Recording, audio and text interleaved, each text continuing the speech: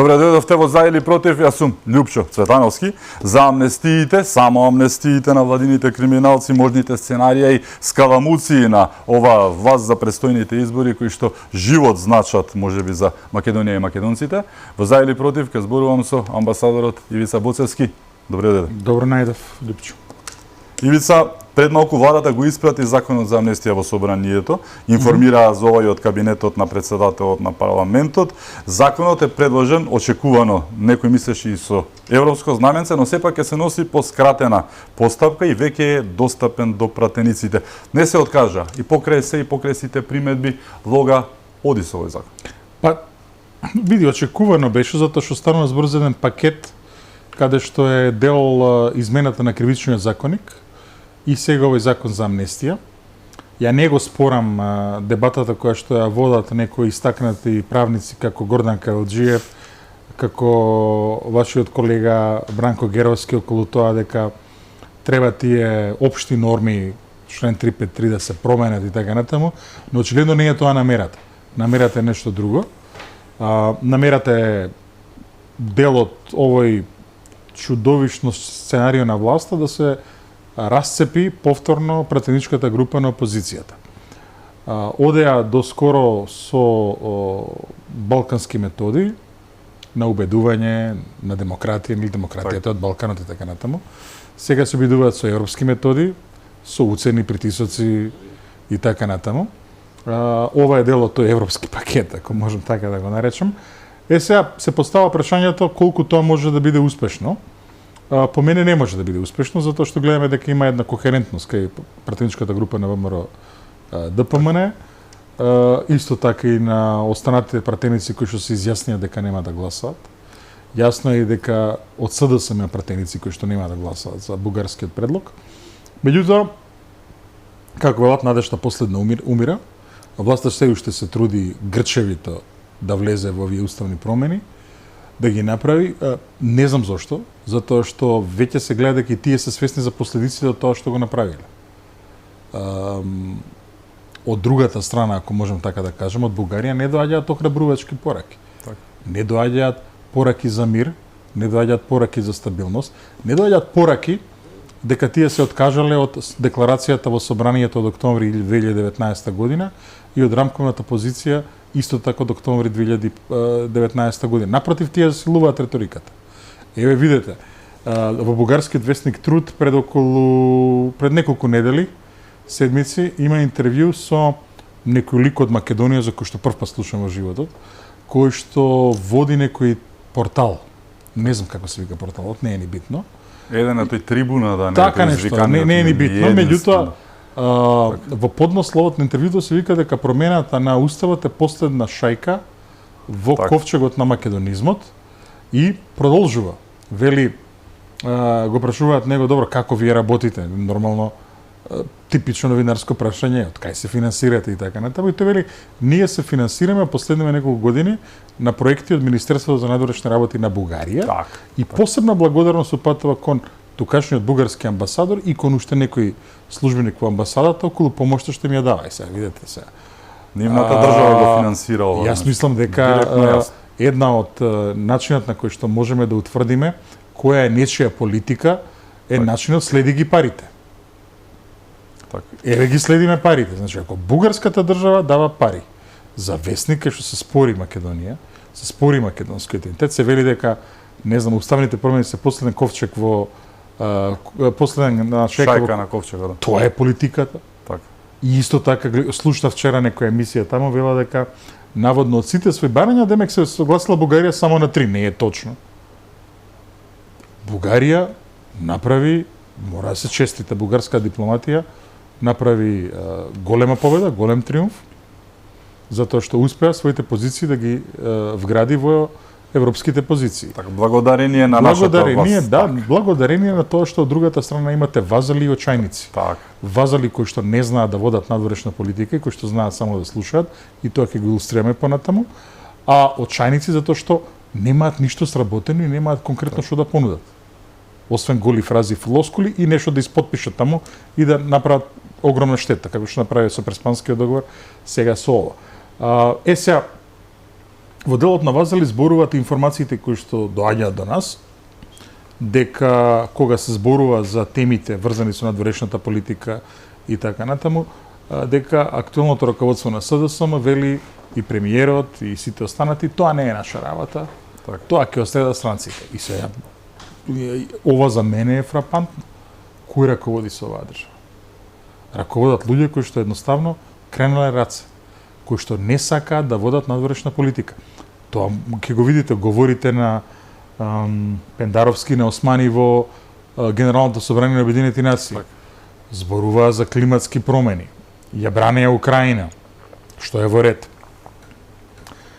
Се залагаа за човекови права и слободи, за некои големи принципи и така натаму. Зборбе да не се каже за Македонија и Бугарија и за било што така. За македонските малцинства во соседството. Значи за во момент кога имаме директен атак врз нашето малцинство во Албанија. Дека тие немаат демократски легитимитет. Така.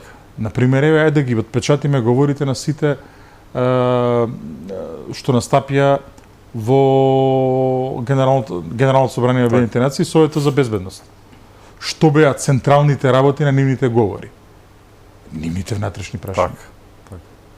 Еве од регионот да тргнеме Вучич, Рама и сите останати. Зашто зборува? Секогаш е така, Ивица. Кога и да има средби на повисоко ниво, ако се сеќаваш особено последните месеци, поентира напати, тоа често се случуваше, дали бил Рама, дали српскиот, дали бил Вучич или од друга страна или премиерката, кој и да е, секогаш тие поентираат и зборуваме за средби на кои што нели Европската унија заседава или овој оној, тие им кажуваат во лице што не чини и што прават како што не треба, а нашите никогаш немаат никаква замерка, туку цело време исто како во Обединетите нации, постојано нешто широко појасно, така индиректно, никогаш не е не, тоа е проблемот. Така. Тоа е знак дека нема демократски легитимитет. Така. Еве видете ги, говорите на сите соседи. Се е врзано со нивните национални интереси, со нивните национални прашања. Да, се зборува и за големите теми, за глобалните теми, меѓутоа во некоја мерка. Се нормално дека во фондот за спас на планетата и за спас на Амазон и да каже нешто Македонија, тоа е ирелевантно. Но далеку сме малку од таа приказка. Па де сега зборуваме искрено, и за климатските промени во ред е сето тоа. Меѓутоа каде е нашиот влог во глобалната политика е на друго место, не е на ова место. Во исто време, додека Пендаровски зборуваше за климатските промени, неколку дена претходно Јотова беше во Албанија, 3 дена пропагирајќи на македонците од Албанија да се попишат како бугари. И тоа го продолжи и оно што го спомна со парите, патот на парите, па бугарската држава инвестира таму. Да. Исто така, тој дел од декларацијата за македонските и за албанскиот пат кон европските интеграции треба многу прецизно да го анализираме. Зошто велам многу прецизно да го анализираме? Затоа што услов за Албанија беше да признае дека имала автохтоно бугарско малцинство. Кое што го нема на 11 пописи поред. Не, ама ако има автохтоно бугарско малцинство, кај сме ние? Така? Да. Каде е македонската автохтона нација? Нема. Значи има бугарска нација, како беше од Охрид до Црното море. Така, во дупката не може да постои дупка, може да има така, мора да има бугари, нема бугари, има бугари, значи има секаде, така. Тоа има и поентата, да. Така што тоа е проблемот, исто и оденето во областа Гора. Значи сето ова е асоцира на определени пресериозни проблеми. И јас мислам дека доаѓаме до една ситуација кога нештата треба да се опишат такви какви што се. Добро е што Бујар Османи конечно призна дека не може да гарантира дека Бугарија ќе има други барања, на тој момент на искреност. Види, самиот ја избриша таблата која што ни ја црташе пред нашите очи. Така. Да. Но Ковачевски не го признава тоа и останатите друга песна почнаа веднаш, така, демантирајќи го буквално, па не го слушнале, па не го доразбрале, и Маричич во вчерашната изјава, иако го демантира Бујар Османи, вели мислам дека Бугарија нема повеќе да ни поставува услови. Значи и тоа не е децидно, намерно го поставува тоа, мислам зашто знае. Нема логика да се коментира Маричич. Добро, пак не жи пушта во собрание, прво мораме да го поздравиме фактот што е жив и здрав, го немаше 6 месеци никаде. Не знам, го видовте, Македонија имаше вице-премиер за европска интеграција ве 6 месеци, немаше. Бујар Османи беше Боки Да, и Батина. немало никогаш во историјата на Македонија од кога постои таа функција не само вице-премиер за европска интеграција, туку да се вратиме назад до министер без портфељ за европска интеграција што беше Сашо Стефков во влада од 94-та. Немало министер за внатрешни работи што толку го поклопил. Така. Министерот за европска интеграција. Ама комплетно да го поклопи. И сега кај сме. Така. Да се вратиме малку на Ајде. амнестијата. Дали ова ќе продолжиме за уставниви за темата со Бугарија и понатаму и Европската унија, но едно од толкувањата, можеби најчестите по оваа амнестија која што насила се тура од Шебино и се натура во собрание, не значеше ништо тоа што се кажа дека ќе бидат амнестирани луѓе од Монструм, директни учесници во оној масакар на Смилковското езеро каде што загинаа и деца, не ги нели одвратија од сето ова, но едно од најчестите толкувања е дека власта, освен што како нели што го прави и тоа по навика, создава едно ново гласачко тело од оние кои што ќе ги амнестира нивните семејства.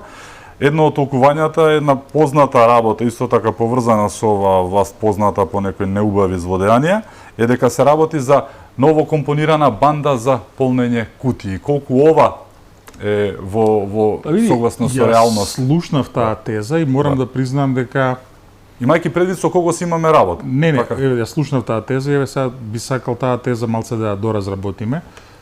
Значи, оној полусветот на подземјата беше еден од најсериозните коалициони содружници Така, во шарената револуција. Значи, така. еве, не се сомневам. Посебно кај помладите, оние кои што се родени во моментот кога не помнат дека имало друг лидер Македонија освен Никола Груевски, дека кај нив имаше некоја искреност. Тие не знаат што било порано, како млади имаат нели свое гледиште дека работите треба да се подобри и најискрено излегуваат на протест, така. Освен нив, значи околу другите Така. можеме да дискутираме, но не и кон овој значаен содружник што беа тие мафијашки структури, кои што беа блиски до Зоран Заев, факт е тоа. Значи, видите дека нема осуден за тешки злосторства, без да има фотографија со Зоран Заев на Фејсбук. Така, или тешка измама најчесто што беше дали лични Тоа карти. го видовме. дали, да. Понатаму, видовме едно дивење во континуитет и на локалните избори 2017 и на посебно на председателските избори 2019 година, чии што последици се влечат и до денеска. Веројатно ќе зборуваме тоа во делот кој ќе зборуваме за ДУИ и колку се има проширено во власта. Го видовме и 2020 година. Целиот тој. И 2021 година добро е што опозицијата заедно со медиумите изнеде начин да се одбрани од ова лошо, канцерогено, малигно влијание, кога како да кажам тоа, кога видовме дека имаше медиумска присутност секаде онаму каде што се обидува да прават некои бели и мајмунлаци, како на пример во Кочани, во Охрид и така натаму, и повторно овие групи беа на авангардата, еве да речеме на тие нешта. Сега се враќаме на ситуацијата. Точно е, постои отпечатокот како можност за гласање. Веројатно опозицијата ќе има и темална контрола на целиот избирачки процес, но не исклучуваме, затоа што во Македонија за жал сме имали избирачки процеси каде што луѓе со сомнително потекло се вмешувале во изборниот процес и правеле работи кои што не се кои што не долекуваат на една демократска земја. Ништо чудно и сега да има една таква димензија целата ова Природна работа. поврзаност би рекле, за жал не. Природна не знам, мислам дека е За ова вас, да, сега да не се лажем. Мислам Тоа дека е од повеќе, основањето како на да државата. наречеме тоа, мислам дека е повеќе практично. Така. Ако можем така да наречеме. Принцип на сврзани садови Да. би рекле. Но пак одговорноста ќе биде кај опозицијата, одговорноста ќе биде кај граѓанскиот сектор и одговорноста посебно ќе биде на медиумите во текот на изборната кампања, на самиот изборен ден. Значи Македонија не сме да се дозволи да се случува она, сеќавате на делење на хуманитарна помош 2020 година, до ден денеска остана неиспитано. Имаше високи функционери на СДСМ кои што ги фаќаа како носат пакети со храна, со не знам што таму кај најранливите категории, еден вид на злоупотреба на сиромаштијата на еден дел од нашето население за нивни политички цели, што е срамота. Значи, не сме туѓата материјална беда да ја претвориш во нечија духовна беда. Тоа е за мене најгрозен начин на водење политика, така. Потоа вториот дел е да се покријат сите избирачки места, опозицијата да има своји представници и во избирачките одбори и кај наблюдувачите. Предпоставувам дека треба да дојде до некоја техничка соработка помеѓу различните опозицијски структури во тој дел, значи да не се остави никогаш непокриена гласачка кутија и така празен простор, така. на следните избори и координација која што ќе возможно следи овој процес некоја централизирана од штабовите од Скопје и така натаму со цел да се невозможи изборна измама. Сега, покрај тоа повторно мислам дека задача на медиумите овие сите наводи околу мек, тврд, посреден, непосреден подкуп да бидат спречени. Освен јавноста, друго орудие немаме за една ваква работа. Така што тоа е тоа. Покрај тоа, ако на вистина и овие од Монструм се во Така не се прво осомничените, но соучесниците кои што давале логистика. Тогаш е проблем. Уште по Тогаш е што е пресериозен проблем. Да. Како е толкуваш она луцидна одлука зборуваше за сиромаштијата на духот, мислам дека вчера бевме сведоци на тоа. Она изјава вакво нешто не се случува во македонската историја, 32 години независност чинам, нели? Каде што Министерството на Кренар лога на најавата на опозицијата дека ако влезат со европско знаменце со законот за амнестија, дека ќе го напушти собранието, едно Министерство за правда, кое што треба да биде Министерство за правда на сите граѓани на Република Македонија, излезе со соопштение дека го поздравуваат излегувањето на опозицијата навистина беше невкусно, несмасно. Се сеќавате до 2017 година да. кога се збореше од потребата за одвојување на партијата од државата. Така. Ова е најдобар доказ за симбиоза, би рекол, на партијата со државата. Значи, Крена лога може да даде таква изјава самиот како министер за правда. И тогаш ќе биде невкусна и непристојна. Така. Ново соопштение од самото министерство тогаш, уште полошо. И тогаш, пред него пишува министр, така? Така, да. И тогаш е невкусно, непристојно и несоодветно. И тогаш, така. Меѓутоа, со подпис и печат на Министерството за правда да дојде таква една изјава. Во името на целото министерство, така? Тоа е преседане ова во македонскава историја. Не, тоа е прекршување на сите норми на цивилизирано однесување и еве, каде е принципот на одвојување на партијата од државата во тој случај? На крајот на кршата требаше нивните коалициони партнери, ДУИ, СДСМ да реагираат, нели да речат не е така, ние не сакаме расправа ваква, таква, демократска, едно друго. Так. Немаше таква реакција. Имаше таму некои драми, демек се носеше, се враќаше законот и така натаму. Меѓутоа, гледаме, вие велите дека оди по скратена постапка. Сега, ја не сум правник за таа работа, предпоставам дека некој кој што ги познава процедурите треба дека да зборува. Меѓутоа, ова е повторно еден вид на институционално наследство, односно обид да се протрука по секоја цена некоја работа која што нив на некој начин треба да ги донесе поблиску до уставното мнозинство. Се гледа дека не бива таа работа, дека немаат партнер. Едноставно заборавиле да го консултираат ВМРО ДПМН, за Левица, Демократски сојуз нели излезе од таа работа, пред да почнат преговори со бугарите. Лажеа дека не преговараат, испадам дека преговарале. Председателот на Републиката рече дека не знае, не го видел, не се преговара, за потоа да каже дека да, учествувал во неговото јас вика секоја точка и заприка знам, вика учествува целата таа работа. Сега како да ви кажам сега, нели како били Абрахам Линколн, некои луѓе може да лажеш цело време, сите луѓе може да ги лажеш некое време, но сите луѓе цело време не можеш да ги лажеш. Тие ветиле таму работа која што ја немаат. Уставно мнозинство немаат за овие работи. Сега, овие играчки што ги играат околу опозицијата, тука морам да кажам дека Македонија претрпе страшен, страотен удар со Преспанскиот договор. Зошто? Референдумот пропадна, тие пристапија кон уставните измени. Тоа беше кршење на уставниот поредок. Како сакате да го толкувате? Кршење на демократската волја на гласачите. Пазете, точно е тоа дека пратениците имаат автономија на гласот, на делувањето и така натаму. Меѓутоа, на крајот на кришата, дури има устави, како на пример еден многу демократски устав, германскиот устав, кај што вика дека партиите не може никој да ги забрани и така натаму. Партиите се неопходни зашто учествуваат во градењето на политичката волја на граѓаните. Што значи тоа?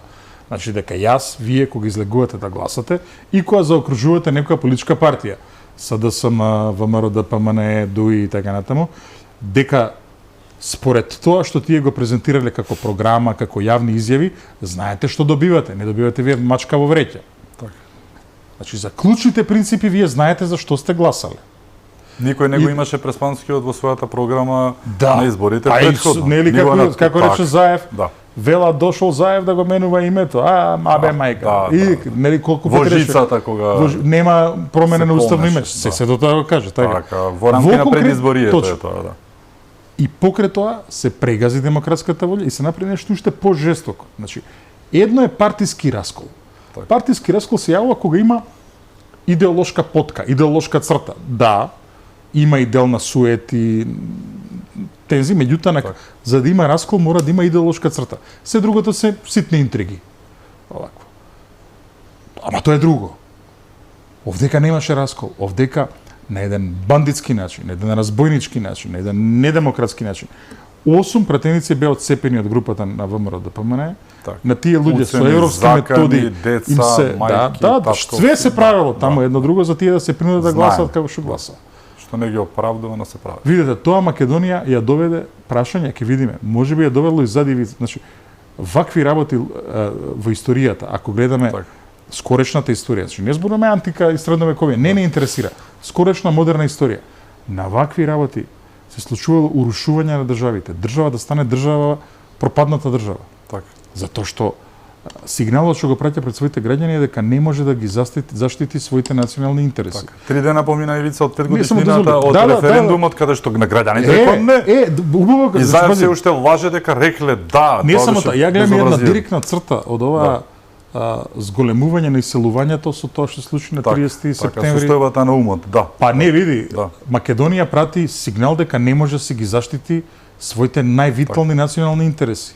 Така. И дел од граѓаните не дека тие луѓе не си ја сакаат земјата, си ја сакаат земјата. Но едноставно како една Што му разликата да капитулација. биде во Германија или Македонија кај што повторно не е свој на своето затоа што му го Не само одземаат тоа, што во го Германија сака. може да се нарекува Да. земјата Македонија на крајот на крштата. Да. Овдека тука гледаме што се случува и како се случува. Баш таму без никаков притисок. Тоа е македонец и земјата му се вика Македонија. И тоа е еден сериозен проблем. Ние допрва ќе ги испитуваме ефектите на тоа што се случи тогаш. Уште еднаш кога се случи таа работа. Тоа ќе биде скок во бездна. Нов скок во бездна. Еден беше, втор. На што ќе личи оваа држава во очите на своите граѓани? Ако такво нешто повторно се направи, не де Боже, ја не верувам. Еве ги гледаме од сите изјави кои што доаѓаат дека такво нешто не би требало да се случи. И ја верувам дека тоа е јасна искажаната волја на сите пратеници. Меѓутоа, еве, уште еднаш кога да повториме, значи 30 септември 2018 година беше добар ден за Македонија. Добар ден затоа што македонскиот народ како ретко кога во историјата покажа дека сака да опстои на своето, но на паметен начин, преку култура, без крв. Премногу сме културни. Преку избори. Да Не треба така. Да. Треба, види, доста гиневме за Македонија. Време е да живееме за Македонија. Доволно крв е пролеана за Македонија. Идните битки за Македонија мора да се водат со правото, со паметна политика, така е, и низ културата. Баш вака, со еден чин на пркос. Не да, гласаме. Но, нели се доведовме во една парадоксална ситуација, ја така си ја споменувам, 5 години, не може би повеќе, македонците реално не спијат баш многу навечер, обременети со сиот оној гнев без насобран нели во нас, а од друга страна пак го имам чувството дека повторно не сме доволно будни. Од една страна не спиеме, а не спиеме, или се будиме со тоа што не треба да се будиме, од друга страна, пак не сме доволно будни околу она што ни се случуваше. Сега гледаме од перспектива тогаш, реакцијата на тоа, дали можеби не бевме на премногу културни? Не, види, значи, како да ти кажам, пред да формираш држава, Так. има движења народни, демократски, кои што бараат формирање на посебна држава, така. Тогаш можеме да речеме дека граѓаните се тие кои што држат целата таа работа и кои што треба да се будни, додека да се формираат институциите. Во моментот кој имат институции, тие треба баш да ве заштитат. Преспанскиот договор, 30 септември, одцепувањето на 8 пратеници беше кршење Так. на институциите. Значи, институциите потврдија не смееше да потврдат. Во моментов, дај Боже, ако се додржи, ако нема гласање за промена на изборите, се отвара можност. Така. После изборите прво да се отвори еден демократски диалог. Прва точка на тој демократски диалог би била да се договориме дека ја враќаме содржината внатре во институциите, духот на институциите, заштита на националниот интерес, заштита на државниот интерес и така натаму. И од тука понатаму да тргнеме во една друга иднина. Истовремено, науката, значи зборим историографијата, политологијата и така натаму, мора да го проучи овој период од 2017 година, кој што доведе до сите овие работи, па дури и претходно. Значи, да извлечеме таа отсечка и претходно. Можеби, сигурно ќе има работа и за кривичните органи, Делото наречено предавство, ставање на државата во подчинета улога во однос на другите. Тоа е работа за науката, Так. тоа е работа за правосудството. Новата влада треба да се концентрира на новиот консензус, на новата дебата, на новата содржина И исправање на грешките на минатото. и продолжување понатаму. Значи, не ја бираме новата влада да води битка која што е завршена, туку да ги води новите битки. Значи, не разбираш што сум Не да разбирам завршена битка, што подразбираш под завршена битка? Под завршена битка подразбирам. Преспанскиот? Не, види. Не е завршена битка. Не викам дека не за тоа, него сакам да кажам има една интересна сцена, не знам дали знаеш, оној филмот за Eichmann, кој го апселе. Добро. И му приоѓаат овие што ја водат операцијата околу Мосад, нели? Да. Таму и викаат ни требаат, не знам, уште 10 души, 50 души, едно друго. О, вика, чекай, вика, знаеш, вика. Ја вика, сега, вика, војни, вика, за одбрана на оваа држава. Не можам сега да ги водам други, бе. Ме разбираш? Сакам да кажам, значи, допрва престои процесот на исправање на грешките, таму треба да се одложи енергијата. За тоа што се случувало порано, кој што реков, ќе занимава историјата, ќе занимава правосудството, а не актуелната политика. Актуелната политика треба да гледа од тука понатаму. Што ќе се прави? Значи, фокусот да не биде минатото. Минатото треба да биде на историјата и на правосудството. Тоа е лекциите треба да се научат. Без исправање на грешките од минатото. Ќе се исправат, меѓутоа паметно треба да се исправат. Треба да се исправат без штета. Да. Може да не штети зборуваме големи за паѓање, крв, давање на животи, Не, но не, сепак тоа никак. нели Тоа никак. исправање Тоа бидејќи никак. тие грешки се и Тоа очебени никак. и во меѓународното право и секаде. Токму затоа се враќам на оваа тема. Да. Значи, пази. Во сите овие дебати, дури овој, кога гледам овој косовско-српскиот Так, спор, и тоа го гледам низ таа призма, пази. так. И тука има една таква игра. Косово мисли дека создавање на заедница на српски општини ќе значи за нив Федерализација е еден тип на Косово. пораз кој што ќе ги доведе под знак прашалник типот на државата што го градат. Так. Србија кога признае Косово мисли дека зачекорува во бездна, условно кажано, затоа што се откажала од еден значаен дел кој што има значајно емотивна котва, емотивно сидро за српската нација. Тешки работи се ова. И затоа не е тоа као Заев што збореше требало визионерство едно друго, или не знам како требало лидерство. Така, но А не се прави вискањето на визионерство, кишмата не е чекай, визионерство. Визионерство и лидерство Так. не се прави за твојот народ да го внесеш во уште поголеми поделби. Твојот народ да го влезеш уште поголеми недоумици, твојата држава дополнително да ја искршиш уште повеќе. Не е тоа визионерство и лидерство. Лидерство да ја обединиш. Лидерство е да ја поведеш во еден правец позитивен, како да кажем, во еден правец околу кој што ќе се гради консензусот. А не да докршиш државата по сите. Така што тие се некои точки кои што би сакал овакво да ги на кој што треба да се фокусира идната влада. Имаме уште многу теми за отворање, ќе зборуваме. Ајде. Особено за делот кој што ти го опиша како Мило Џукановиќ 2023 Ајде. стратегијата. Ќе зборуваме за сценаријата на оваа луцидна власт за предстојните претседателски и парламентарни избори. Значи, имаме уште многу интересни теми. Одиме со кусиот блок реклами, со нас е Ивица Боцевски. Останете со нас.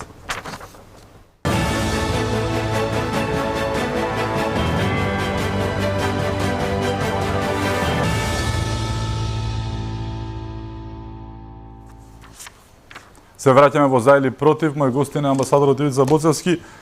Ивица, ти пишуваше токму пред некој ден една анализа која што побуди големо внимание во јавноста, можните сценарија, буквално и скаламуции, да не речем, на оваа власт за предстојните претседателски избори, кои што се буквално сврзани садови со оние што се дуваат, тоа се парламентарните избори. Дали ќе бидат заедно, дали ќе бидат посебно, како и да оди приказката, но ти извади повеќе моменти кои што се многу веројатни дека ќе се случат и дека ќе игра на нив оваа власт. Значи, да идеме кај клучниот и критичниот проблем, зашто бараме актуелната власт да се изјасни. Значи, што е клучниот проблем? Македонскиот уставен поредок има една страшна нагазна мина. Тоа е условот од 40%... Фамозните 40%, да, така. БАПС. Да. Ги намалија со 31-иот амандман во 2009 година 40%. Пак ќе кажем, значи, пази, уште немам толкување зошто е тоа така. Прво, имајќи предвид улогата на председателот, првичната намера на уставотворците била да се бира во собрание. Така. Ама тогаш околу Киро Глигоров беше екипа која што сакаше од него да прави татко на нација и така натаму, па го префрлија на народен избор, што е окей, и то нема ништо лошо ни во тоа. Но или препиша од српското решение Србите бараа 50% во првиот и во вториот круг на времето. Так. Излезно, што е многу поверојатно. А исто така тогаш имаше муавети дека требало легитимитет да има едно друго и сето тоа на крај довело до овие одредби кои се тотално непрактични, кои што може да направат од тоа ти пропаднат изборите. Сега замисли се во Македонија.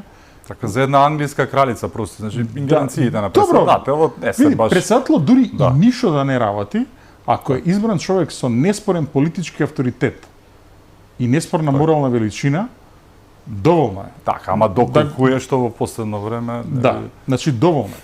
Да. Ако имаме еден председател со кичма, еден председател со став, еден председател кој што држи до државата, вистински татко на нацијата, така. Тогаш тој не мора што се вика и ништо да прави. Самиот негов авторитет е доволен да ги уплаши глупости да не прават. Так. И да не носат глупи одлуки што знаат вето ќе стане на законот. Така, самото немање кохабитација, бунтувањето, да. Да не предлагаат слаби амбасадори, да не предлагаат слаби генерали и така натаму.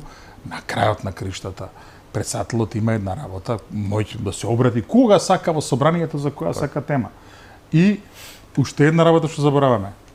Колку што тежи собранието, народ го бира. Толку тежи председателот, народ го бира. Така. Тој е избран од сите, еден од сите, така да. Да, ама се тоа го зборуваш кога председателот не би бил Стево Пендаровски во превод. Добро, сега тоа. Ќе идеме и таму, ќе збориме и тоа. Што е проблемот во сите овие ситуации? Проблемот во сите овие ситуации е што доаѓаме до една можност што ја допревме во ја допиравме, да речеме. Односно да падне цензусот по 40% излезно. Што се случува тогаш? Има победник, значи некој победил. Некој земал гласови. Чафери.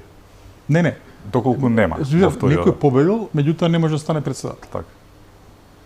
И тогаш председател на собрание станува председател во полн капацитет. Што значи тоа? Така, затоа реков победникот е тоа. Прочитате на Facebook, има објавено неколку медиуми преобјавија анализа на поранешниот председател на собранието Трајко Вањановски. Така. Тој многу добро, точно ја посочува поентата што е проблематично. За вонредна состојба што е законот што го нема, така. Да. Што е сега проблемот со сето тоа? И зошто не го носат? Да се возможи континуитет на власта дури и овој ВД председател е во полн капацитет. Исто како избран председател, Да. пази, да. Например, мора да го пофалиме покојниот Лјупчо Јордановски, не знам дали знаете, тој кога влезе во кабинетот на Борис Трајковски по неговата трагична смрт, сите оние акти кои што ги подготвил Борис Трајковски, да речеме закони за подпис, амбасадори за именување, генерали за именување, генерали за пензионирање, амбасадори за отповик, сите ги подпишува. Неговата партија тоа не го поздравува. Таму има имиња кои што социјалдемократите не ги сакаат. Меѓутоа тој вели, извини, тоа била волја на председателот, јас сум тука само да ја предавам палката на следниот. Така. Но дали Талат Џафери ќе има таа доблест да го направи тоа? Не знаеме. Така. Тоа е едно. Второ, ќе да се доведеме во една луда ситуација. Една партија, Тројцата? да, Така. Да. една партија која што беше избрана со 15 од Така. Од 120. Да, сега има 11 од 120 во најдобар случај. Така. Тој е 12 на 100 чинам од Да. целиот Се колач. пази, партија со 11 од 120 пратеници се однесува како да има 110 пратеници. Да. Ки има председател, премиер, Така. Технички. министер за така е недоговорот.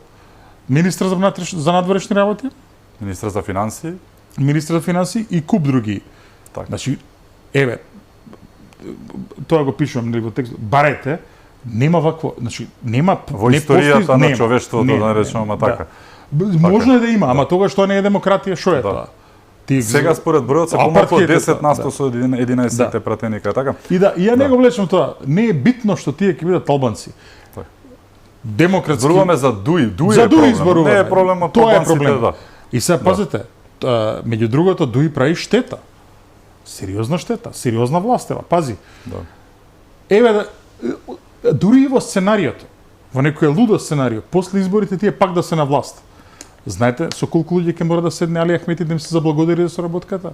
Значи од една партија која што има волкав дел од колачот, одеднаш кони ќе контрахираат на волкав, колку што го заслужуваат со вако. Сите овие луѓе ќе треба да седнат Али Ахмети да им каже фала. Така. Значи ти веќе не си директор, министер, не знам, пратеник и така натаму. Пази, тоа е дури може би е потешко од одење во опозиција една ваква ситуација. Затоа што така се генерираш незадоволници. А меѓу другото тие незадоволници сега имаат и каде да отидат и тоа многу јасно го гледаме. Така што ќе се измести целокупниот политички систем и една политичка партија која што е не дека не е сила е, ама не е толкава сила. Проблем е сериозен. Посебно пак ако наредните избори биде висока излезноста и падне бројот што е очекувано на гласови за Демократската унија за интеграција. Да не зборуваме за фактот дека влегуваме во тешка уставна криза. Фактот дека една клучна и критична уставна позиција, председател не е пополнета, вие сте во уставна криза. Така, 40 дена од изведувањето на изборите мора да треба да има има други. Сега и тие да се изведат и како што треба, па дур председателот дојде и се ќе имаат едно 2 месеца минимум. Ма не само фора тоа. да имаат Не само председател тоа. на држава, Не само председател тоа. на Не собрание, само тоа. председател на влада, еден куп министри, директори, партија што Да. ќе има во моментот 10 на 100 од Иако во историјата полосот нема до власт. споредби, нема Да. нема споредби, така? така. Ајде да направиме споредба. Во Србија кога се случи тоа, од некаде крајот на 2002 до средина на 2004 година, они има ВД председател во ликот на председател на собранието. Една жена, Наташа Мичич, нели, Така. беше ВД председател на држава и кривен и должна 14 месеци. Таа прогласи вонредна состојба после убиството на премиерот Џинџич. Во еден момент таму има ВД председател и ВД премиер, замена на Шулич. Пази, Така. уставниот поредок разорен. Што се случи? Да излезе уставната криза, го сменија уставот. И сега ќе си речеме, па добро, можеме и ние тоа да го направиме. Стоп. Го отвориме ли ние нашиот устав, што влегува тука покрај променава околу изборот на председател? Бугарскиот диктат. Некои други етнички барања. Минус 20 Господ плюс знае што 20 уште има, на 100 така? и да.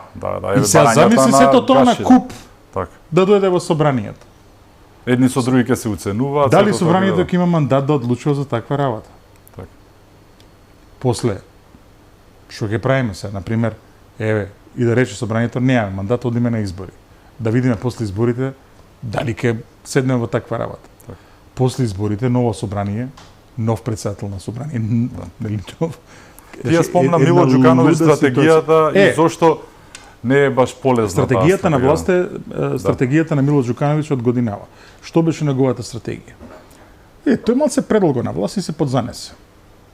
Па добро, овие се 7 години, така што овие не се толку долго на власт, меѓутоа тие беа Нобеловци, се сеќаваме таму слушавме. Ги видовме вчера, нели, не му ја зема машната. Слушавме види во Белград, да. Кај Вучич, во Загреб кај Пленковиќ делеле лекции што е Европа. Сега Хрватска во Шенген влезе во еврото, Заев таму му објаснал на Пленковиќ што е Европа и зашо он не бил европски лидер. Но за пиперките во средината на скапаните не. Значи полета. Да. Нобелови награди добиваат и текнували. Да, Данинг-Кругеров ефект се вика тоа. Не знам, е ни битно. Так. Меѓутоа, еве сега се враќаме на целата таа работа. Мило Џукановиќ планираше вака. Так. Не може мене ниту еден политичар во Црна Гора да ме загрози.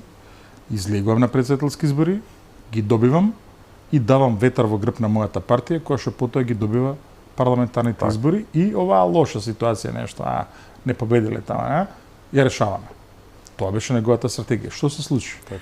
Против него не настапи тој противник што го очекуваше, затоа што беше елиминиран ради двојно државјанство, таков е уставот и законите на Црна Гора, туку некој друг политичар, кој што дотогаш не ни слушнавме дека имал председателски амбиции. Не да го порази, го згази. Так. 60 и кусур према 30 и нешто, така беше на крајот. Да.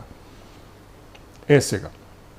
После како резултат на тоа, на парламентарните избори за прв пат од кога постои демократија во Црна Гора, неговата партија не беше прва, беше втора и тоа длабоко втора.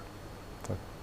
Значи, ако стратегијата му беше вака да се случат работите, ова се случи, се преврте стратегијата. Так. Истава стратегија планираат и нашиви. Да. А консензуален кандидат, колку е во игра тоа? Па е во игра, гледаме, не само консензуален кандидат, него консензуални листи. Так. Околу Стева Пендаровски слушаме дека води и работава, се спомнува нели овој Абдулменав Беџети, се спомнува Буер Османи, Радмила Шекеринска, дури Оливер Спасовски. Спасовски го ставаат во игра. И така натаму, демек СДСМ, ДУ и Алијанса да застанат зад него.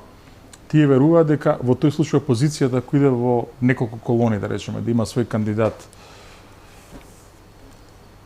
ВМРО ДПМН свој кандидат Левица, свој кандидат Движењето на Максим Димитриевски и дека сето тоа на крај ќе предизвика нивниот кандидат да биде прв, овој на опозиција во втор, тоа ќе деморализира опозицијата, влегуваат во втор круг, кај што победуваат, плюс ќе направат дополнителна мобилизација националистичка на етничкиот албански глас, демек, не знам. Сите за него, македонскиот глас повторно не го ставаат во предвид. Така тоа не е битно. Не. Так. Не, меѓутоа и албанците што само секогаш ќе гласаат како ќе им каже Ковачевски. Мораме и со почит.